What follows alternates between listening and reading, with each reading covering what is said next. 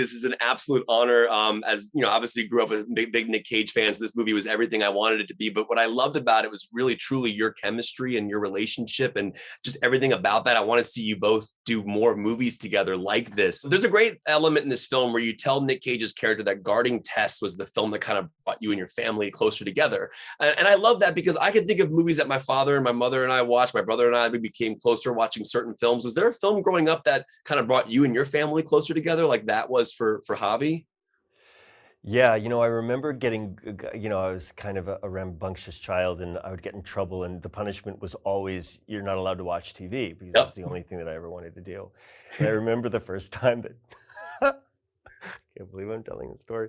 I remember the first time that 9 to 5 was on cable, Yep. and my parents were like, okay, it's too cruel. It's too cruel to like not let him watch this with us. We all saw it as a family together in the movie theater. Even my sister was like, but Dad, it's 9 to 5. And so I was my punish. There was a break from the punishment so that we could Yeah. all watch 9 to 5 once again as a family. There's a great bit about Paddington 2, which really made me happy because that movie made me cry. I love that film so much. But I wanted to ask you, are there like films that people would be surprised to hear that make you cry, like Paddington 2 makes your character get emotional in this film? There's so many movies that make me cry, and it's so frustrating because I get asked questions like this, and my mind just instantly betrays me and draws a blank Yeah. because I've seen so many movies. I cry in And Terminator 2. I cried T2 every time he puts his oh well, thumb up. yeah, I that's cry every time. obvious. Yeah. I cry in Aliens. And not even for the reasons that you would expect. I think that there's this moment where there's of such like badassery. I hope I can say that. Yeah. When she says, "Get away from her, you," and I'm just like, "You're so cool," you Yep. know. I call those nerd tears. Yes, I nerd remember tears. when I have yeah.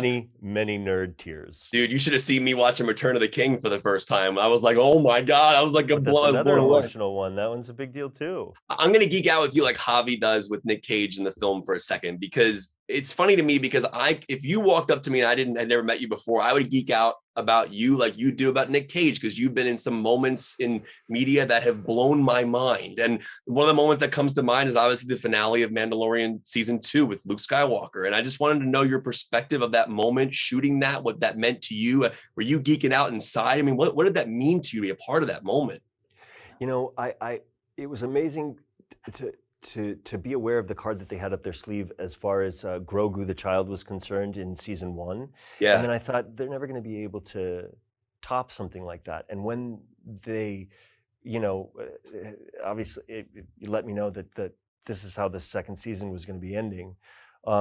I just remember thinking how brilliant it was, and I didn't, it was the height of the second wave of the pandemic when the finale of season 2 aired, and I remember just kind of stopping for a second and thinking, am I a part of an important moment of Star Wars history? One of the best.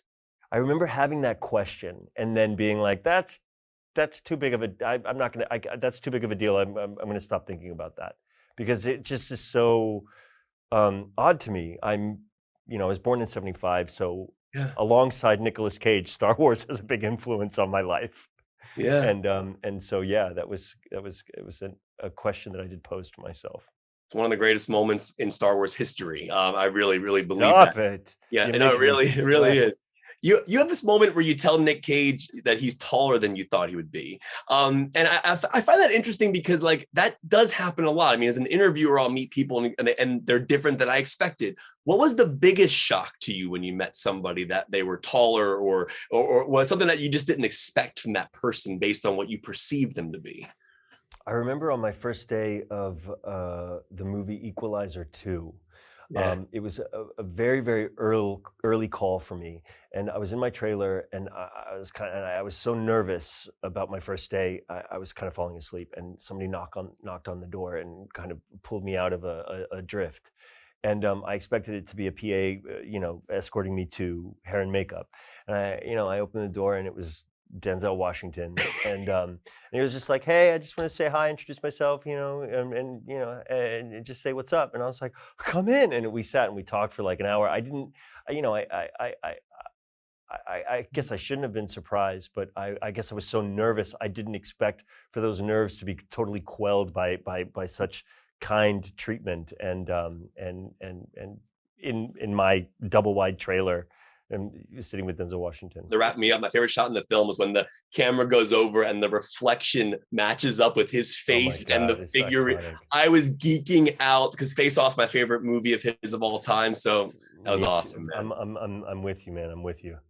Well, Pedro, I hope you're staying safe. Thank you so much for your time today. Thanks for being a part of some massive moments in my lifetime of movies and things that I've seen. And you're awesome, man. Keep up the awesome Thanks, work. I really Kevin. mean that. Thank you so much. Thanks. Thanks, Have a Pedro. Be great safe. day. Bye.